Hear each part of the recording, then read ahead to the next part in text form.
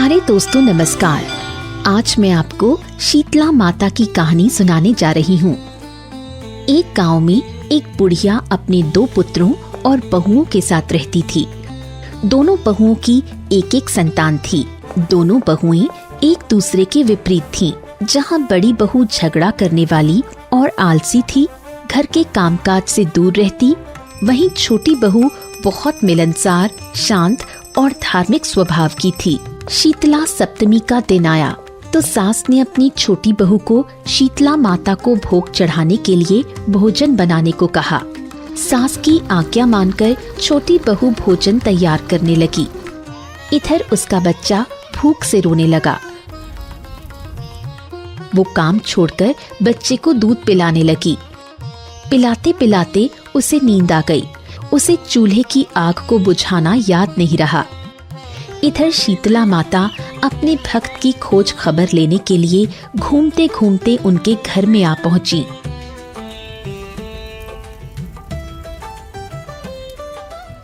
वो चूल्हे की आग को बुझाने के लिए उसमें लोटने लगी। इसी क्रम में उनका शरीर जल गया। पीड़ा के कारण उन्हें बहुत गुस्सा आया। उन्होंने छोटी बहू को अभिशाप दे दिया, मेरे शरीर की तरह तुम्हारे पेट की संतान भी जल जाएगी। बहू की नींद टूटी तो देखा उसका बच्चा जलने की वजह से मर गया था। छोटी बहू घबरा गई। सास ये सब देखकर समझ गई कि वो शीतला माता का प्रकोप है। तुम शीतला माता की पूजा करो। बहू ने सास की बात मान ली। उसने बच्चे के शव को एक टोकरी में रखा और माता को ढूंढने निकल पड़ी। रास्ते में उसे 2 तालाब मिले जिसका पानी खारा था। इस कारण उस पानी का उपयोग कोई नहीं करता था। बहू को देखते ही तालाब ने उससे पूछा कि वो कहाँ जा रही है। बहू ने सारी कहानी उसे सुना दी। तालाब ने खुश होकर कहा, तुम शीतला माता से हमारी मुक्ति का उपाय भी पूछना। छोटी बहू ने उसकी बात मान ली। थोड़ा आगे जाने पर बहू को 2 बैल मिले जो आपस में झगड़ रहे थे। बहू को देखकर बैलों ने भी उससे पूछा कि वो कहाँ जा रही है। बहू ने उन्हें भी सारी बातें बता दी। दोनों बैलों ने भी प्रार्थना की, शीतला माता से हमारे कल्याण का उपाय पूछ लेना। बहू ने उनकी प्रार्थना भी स्वीकार कर ली। थोड़ा आगे बढ़ने पर उसे एक बुढ़िया मिली जो लगातार अपने सिर पर खुजली कर रही थी। बूढ़ी औरत ने भी बहू से पूछा, तुम कहाँ जा रही हो? बहू के मुंह से सारी बातें सुनकर बूढ़ी ने कहा, क्या तुम मेरा सिर खुजला दोगी? बहू बच्चे की टोकरी बुढ़िया को पकड़ाकर उसके सिर से जुएं निकालने लगी। सारी जुएं निकल जाने पर उनकी खुजली ठीक हो गई।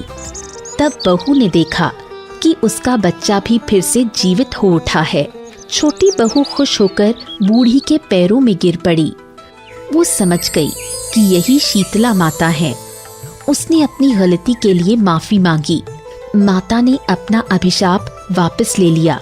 उसे सौभाग्यवती तथा संपन्नता का आशीर्वाद भी दिया। बहू ने तब माता से दोनों तालाबों के कल्याण की प्रार्थना की। माता ने बताया, वो दोनों पिछले जन्म में सौतन थीं। वो बहुत झगड़ालू थीं। धर्म पूजा पाठ भी नहीं करती थीं। साधु संतों का सम्मान भी नहीं करती थीं। इसी का फल उन्हें इस जन्म में मिला है। तुम यदि उस तालाब का पानी पी लोगी तो उनका कल्याण हो जाएगा। फिर बहू ने बैलों की कहानी सुनाई। माता ने कहा, वो पिछले जन्म में देवरानी और जेठानी थी। आपस में मारपीट करती थी। इस कारण घर के कामकाज भी नहीं करती थी। वो नास्तिक भी थी। उन्हें भी इसी का फल मिला है कि वो बैल बनी। तुम उनके गले की पट्टी खोल देना तो उनकी मुक्ति हो जाएगी। बहू ने माता को प्रणाम किया और बच्चे को लेकर घर आ गई। घर आकर सास और जेठानी को उसने सारी कहानी सुना दी कि कैसे माता ने उसे आशीर्वाद दिया। छोटी बहू की संपन्नता देखकर जेठानी को ईर्ष्या हुई। उसने सोचा, मैं भी माता के दर्शन करने जाऊंगी। अगले वर्ष शीतला सप्तमी को उसने वही सब कुछ किया जो छोटी बहू ने किया था। माता ने उसे भी वही अभिशाप दिया जो छोटी बहू को दिया था। दूसरी सुबह उसका बच्चा भी जलकर मरा पड़ा मिला। वो भी अपने बच्चे को देखकर माता की खोज में निकली। रास्ते में उसे भी तालाब और बैल मिले।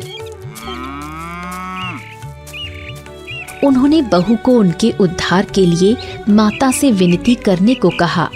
उसने दोनों को एक ही जवाब दिया, मैं तो स्वयं ही मुसीबत में हूँ, तुम्हें अपनी पड़ी है, मैं तुम्हारी कुछ भी सहायता नहीं कर सकती।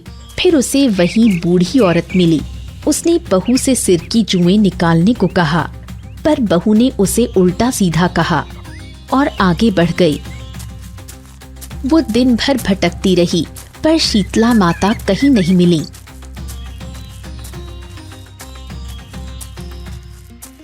थक हार कर वो घर लौट आई।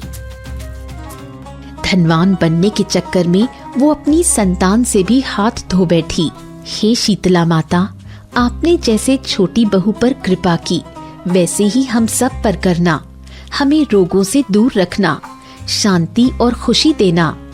दोस्तों, आपको शीतला माता की कहानी कैसी लगी? ऐसी और कहानियाँ सुनने के लिए इसे लाइक और शेयर जरूर करें। धन्यवाद।